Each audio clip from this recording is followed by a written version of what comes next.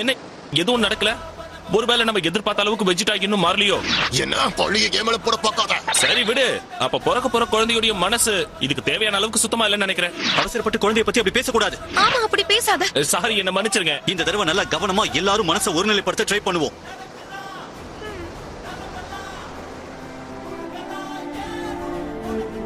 Please இத செஞ்சிடுங்க. இது வேலை செஞ்சே ஆகணும். என்ன பெருமைப்படுத்துவீர்கள்?